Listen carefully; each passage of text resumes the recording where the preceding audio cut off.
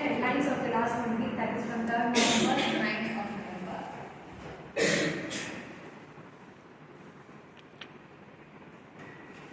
So 3rd November 2023 Friday, women command 41% share in India's gaming arena survey. So the survey report stated that women constitute about 41% of the gaming sector in our country. It was actually believed or assumed that the gaming sector of our country was mainly or predominantly dominated by the male sector, but actually it is not. 41% constitute the working women, and this report was stated by the women. Gaming you mean online games? Online games is Means live or electronically downloaded apps. You mean all of them? Okay, go ahead. So, this report was given by Unikai Gaming Platform. They stated that 41% are working women itself, and they also stated that 50% of the gamers belong to the age group of 18 to 30, and the male-female ratio was around 60:40%. Next is carbon border adjustment mechanism between manufacturing in the European Union, India to levy carbon tax. So the statement was rightly made by the Minister Piyush Goyal. He was talking about CBAM. So let me tell you what is CBAM. It is actually a tariff which is about to be imposed by the European Union countries on all the goods that are being imported to their countries which produce carbon emissions during their production process. So it is actually, the minister is telling that even if they do so, it is very adversely going to affect their manufacturing or the auto sector, because their inputs are going to become very much expensive now, which will provide an edge for all the other countries. So the minister thought that it would be better if they slowly abandon this process. Actually, it has not come in effect. It will only be implemented in 2026. Yeah, carbon tax is globally very popular because whoever disturbs environment and climate, they have to pay carbon tax. You cannot simply release more CO2 from because you are creating negative externalities. So negative externalities will be taxed, positive externalities will be Bank of England increased interest rates at 50-year high of 5.25%. So the lending rate has been very high now. This made the Governor of Bank of England, Andrew Barfield, told that this may be to control the inflation of the country, which is very high now, which is triple the digit rather than the target value. Next is net new female staff additions under EF Employment Development Organization rise 120% to 2.8 million. So actually, the female additions to employment EFPO basically show that there has been an increase or there has been a rush to the formal working sector of our country, and the additions have been 120%. They are also stated that the previous year values at 2019 to 2020 it was only about 1.59, and 2020 to 2021 it reduced to 1.39, which was basically due to the COVID pandemic, and in 2021-22 it increased again to 1.4, I guess. Actually 2.6 million, and in 2022 to 23 it increased to 2.8 million. And they also stated that the e-Shram portal, which is for taking the registrations for the unorganized sector, has also accounted for a value of 53% registrations. Next is US continuing jobless claims rise for 6th week. Actually, this jobless claim mainly refers to the benefits that are being received by the unemployed. Usually, the eligibility for these claims are usually those who remain unemployed not because of their fault. These benefits are now continuously increasing, and it has been the highest for the 6th week too. And they also stated that this mainly happening not because of unemployment or job creation in the country. They stated that it's happening because of the slow pace of hiring in the country. That is why jobless claims are even more increasing. They stated that those who have lost their jobs are finding it difficult to find a new job now. So moving on to the headlines of 4th November 2023. Services lost speed in October. So this statement was made by S&P Global. They stated that the service sector's growth is very slowly increasing, maybe because of the decelerating growth and also due to the price pressure as well. And next is coal output grew by 18.6% in October, data shows. So the data was being published by the Ministry of Coal. Coal, as we all know, is a major source of electricity in our country, has experienced a growth of 18.6%, and the related industry the power industry's production has also increased by 18.1%. White collar jobs slipped in October, but some sectors see a pickup on festive boost. So, actually, this report was given by the talent platform founded. So, they stated that the white collar jobs in our country, the hiring of white collar jobs have increased by 1% in our country. But for certain sectors like hospitality, trade, hospitality, communication sector, and corporate sector, yes, for them, It is opposite to white collar. blue collar. So what is the fundamental difference? White collar means they are producing many labor. Other one is next headline: US job growth slows in October. Unemployment rate rises to 3.9. So, like I already mentioned this news earlier, this slow growth rate they have proved that is also because of an ongoing strike between the Union Auto Workers, the UAW, against the Detroit company, those are the car manufacturers, because they depreciated the payroll value in the manufacturing sector. And they also stated that the unemployment has rose to 3.9 from 3.8% in the country.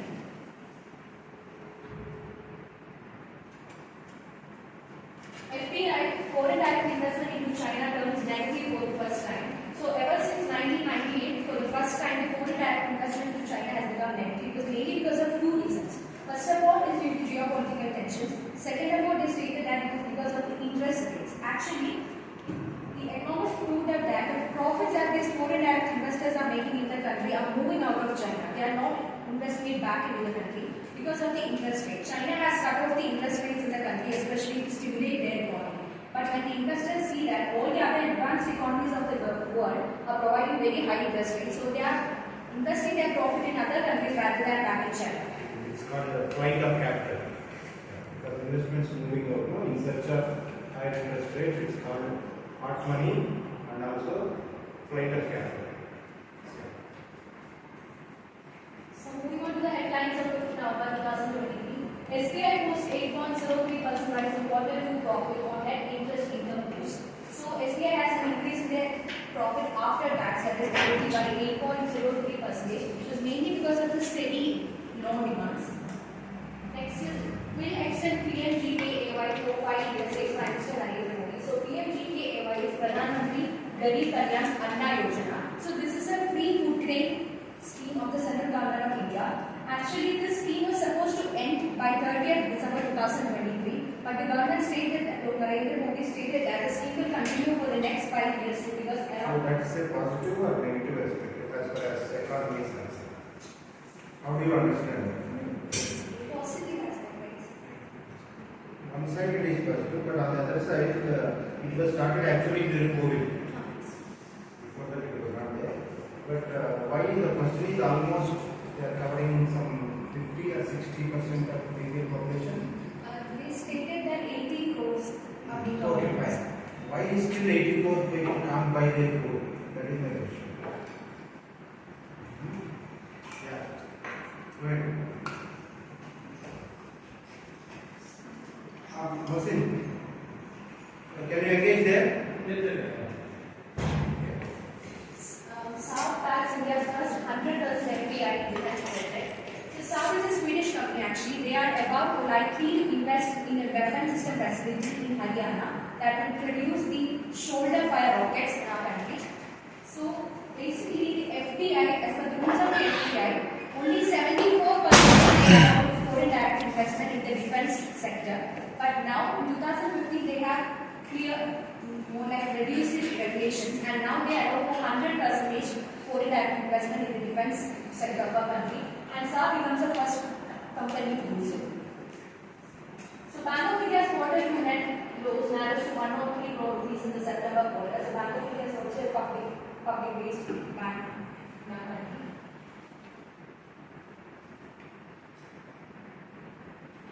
Moving on to the headlines of 6 November, Monday. Free ration for 5 more years can't let people sleep hungry. Very easily. Go fast. India tops scorer in APAC and Asia Pacific for consumer mobility. So they are talking about certain goods like Pepsi, Coca-Cola, Colgate, Palmolive. For these companies, India has emerged as the biggest market because their business in our country is more than double digits, and it has also outperformed the APAC countries as well as China during this phase. Cyber attacks against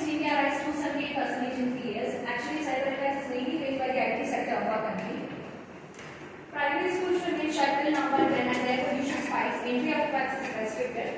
So this statement has been all the schools in Delhi will remain closed and the trucks are restricted mainly because the trucks produce a very toxic air pollutant called PM 2.5, which the concentration of which in the Delhi's air is more than 20% more than the WHO prescribed ban. That's why the trucks are restricted.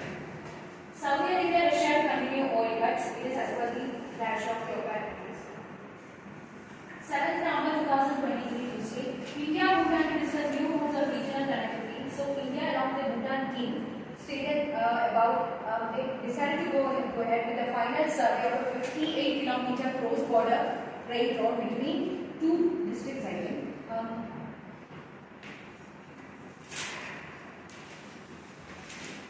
The place's name is Gailapur and Kokrajat in Assam. So the railroad between these two places, and they also talked about a second rail between Bhutan and also West Bengal as well. Merge G20 presidency outcome of India policy process financial minister. Quarter to GDP growth may come in close to 7%. Actually, quarter to GDP in real terms was expected. The projected values of RBI was only 6.5%, but the economists now say that it can come to 6.9% maximum or even 7%. It is mainly because increase in consumer demand and also increase in government consumption expenditure. Registrations of new vehicles dropped 8% in October. So especially the registrations of two-wheeler as well as the passenger vehicles have dropped by 8% in October. But an exact opposite trend is due in November, mainly because it was believed by the people that it is inauspicious to purchase any new vehicles during that month. And now during Navratri and Durga Puja, the trend is increasing again because it is auspicious to purchase new vehicles. Share of renewable energy power companies surges. Though we know that India's major source of power is thermal power, that is from coal, the share of renewable energy companies, is also increasing in our country. Our government has a target of achieving 500 gigawatt power by 2030, and all the power companies such as Tata Power, JSW Power are also aiming at the same direction.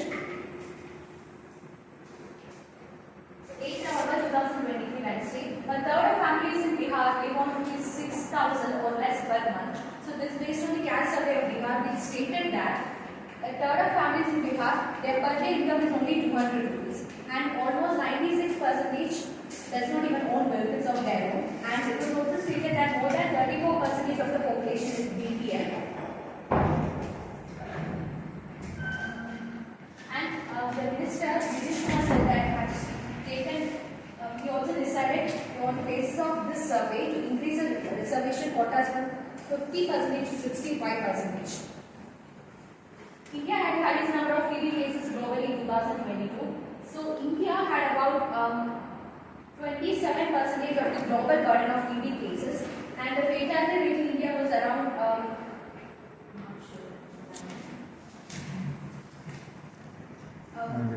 fatality rate was around 12%, with an estimated 3,42,000 deaths in our country. So India was placed first, was followed by Indonesia, then China, then Philippines, and the rest of the countries which had least global burden was West European countries, Australia, those countries. The equal in relation to tax collection and enrollment Sila basically she told that GST collection should also be focused as well as new enrollment of business should also be focused. India has frequent disparity but has pulled 450 million people out of multidimensional poverty since 2005, UNDP. So as per the latest report of UNDP, it is stated that India has high income but high inequality of wealth distribution as well. It also stated that India has pulled around since the year 2004 to 2019, India has pulled 40% of people from poverty to 10%. It has reduced now. And next is web of this online job fraud complaints 84%. This report actually by the Delhi police. They stated that actually nowadays the online job fraud scams as well as fraud scams by telephone is also increasing. And they stated that even the tactics is being changed now because they are offering like work from home jobs.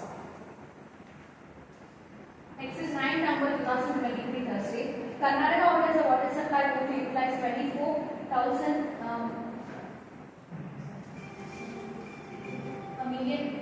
of Kaveri water for Bengal. It is basically for catering to needs of drinking water. Delhi to introduce artificial rain to curb air pollution. RBI may cut rates in 2024-25 due to inflation restraint as the sensitivity is controlled. The world may overshoot 2030 fossil fuels limit by twice over.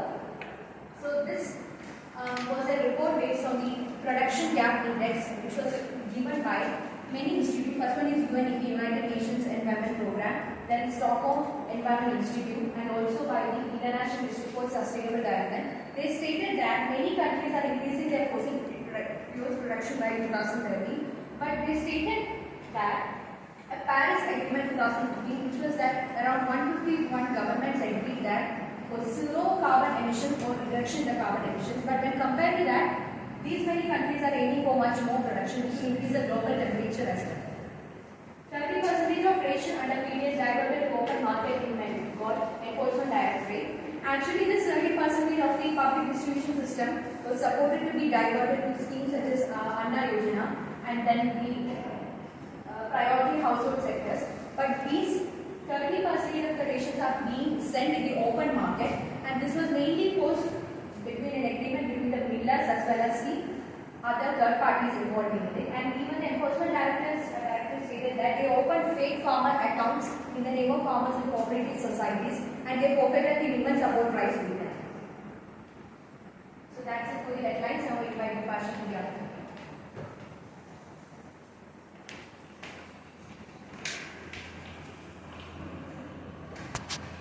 Good morning, everyone. Moving to the articles, an unfolding economic tragedy. This article is written by Ashoka Modi, a visiting professor of international economic policy at Princeton University and the author of India's program on the people betrayed independence today. Where is Princeton?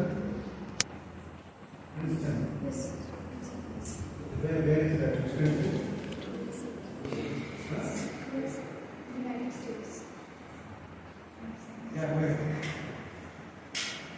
So, through this article, the author reflects that GDP is a flawed metric to measure any country's growth and development. Growing GDP doesn't mean that it can cover inequality, job shortage, poor education and health, a broken judiciary system, and environmental damage. In fact, from 2 decades, the GDP has been going down in a sharp trend. Let's look at the metrics.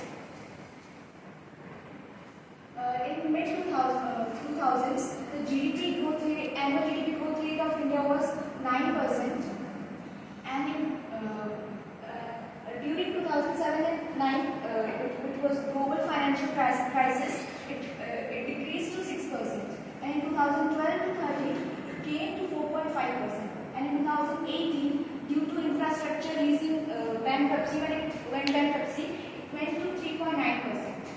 So, before COVID in 2019, it again gained 4.2% of GDP. That too when average was taken off expenditure and income.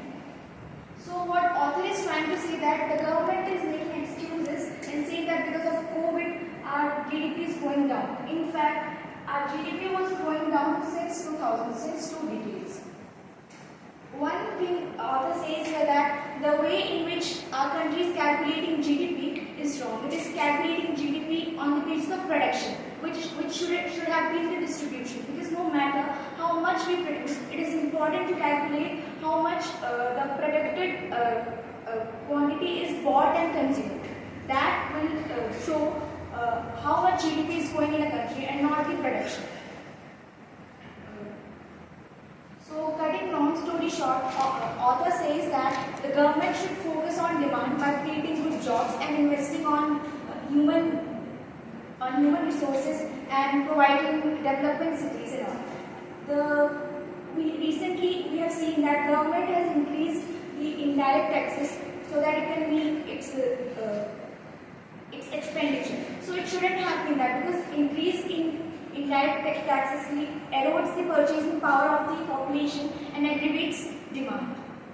And at the end, in the article, author says that steps should be taken not to let the narratives, which is that GDP is increasing, and reality. In reality, GDP is increasing because of our large population and not because of the increasing per capita income of our country. So we should take steps. The government should take steps to not let the narratives and reality clash again and again, or else it will lead to tragedies in future. Coming to the second article. See, the point there is very important point. GDP data hides behind a lot of important factors like job scarcity, poor education, and broken judicial system because they are not reflected in GDP. That is important point. Somewhere he has mentioned, last point. GDP should be calculated on the basis of distribution, not production. Actually, GDP is calculated based on production. Production. Next slide. Those are very important points. Next slide. Wait. I think you have covered all of them. Go ahead. Somebody you mentioned indirect tax, direct tax. What is that? So that Increasing indirect tax is big here. Yeah. Okay. Direct tax should be more. Indirect tax should come down. second article is Step Beyond Chapters. It is written by Ramesh Shah, a member of Niti Aayog and Ram Singh, Director, Delhi School of Economics. So, agriculture sector has been contributing a lot in global GDP. Indian agriculture has a lot of potential to contribute in GDP as well. In recent years, we have seen that the per capita availability of food grains in India is increasing significantly. I would like to give the data.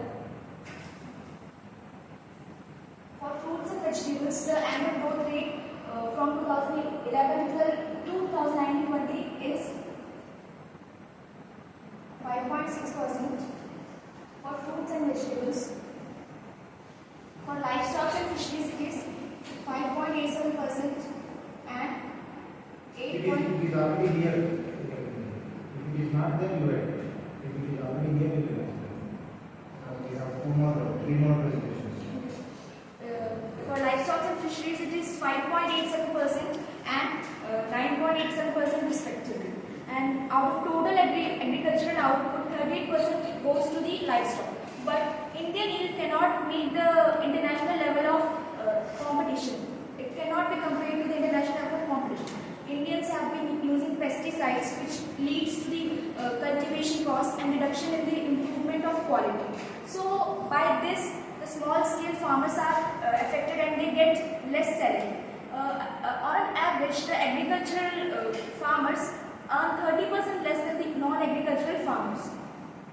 So the government, so the author here is trying to say that new technology should have been included in the policies. For example, digital interaction of all the farmers and providing them the real-time information about prices in market and outlook, and introducing QR codes and radio frequency identifiable tags so that the shareholders can track down the yields from farm to market. Introduction of drones, which has high spectral and photo cameras to track down all the yields to reduce the yield volatility. On an average, the digital farming can reflect 98% of diseases found in agricultural output. So, at the end, the author says that the public funding should be increased in agriculture sector so that new technologies could have been added, combined with the combined effect of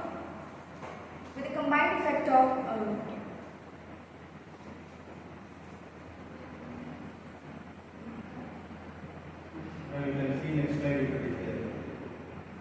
with the combined effect of ease of doing business in agro-business sector, which will have a long way in harnessing the true potential of Indian agricultural sector. Moving to the third article. How the personal data of 850 million Indians got rich. This article is written by Nabil Ahmed, Senior Sub-Editor at the Hindu.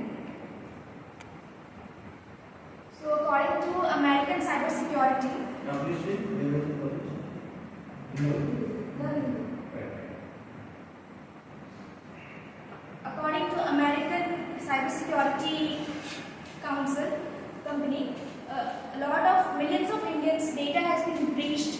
in dark web. And in the dark web, it's been breached by a threat actor known as PWN0001, who goes by the pseudonym of PWN001. So, what is PII? Personally identifiable information. Personally identifiable information is the information through which the living standard of the person whose data is collected can be identified. If it gets into the hands of wrong persons, it can lead to forging of documents, phishing attacks and all. So, like the government tries to say that there has been no such breaches in the past years, but the data around the world and the world cybersecurity councils have shown that there have been breaches. In India, it is the organization which is responsible for this is Computer Emergency Response Team of India, which takes into account the cybersecurity attacks in India. So even this organization says that there has been no breaching in data of Indians, but the world councils and all, they have said that it is a concern for Indians. Now, for this, the government have recently launched the Digital Privacy Data Protection Act, in which the responsibility have been given to fiduciaries for collecting data, storing data, processing data, and transferring data. But the loophole in this thing is a number of government entities in the name of national security has been exempted from this law. So through this article, the author is trying to say that government should bring in laws that takes every government agency into account, and so that it will maintain the integrity, fundamental rights of all citizens in the country.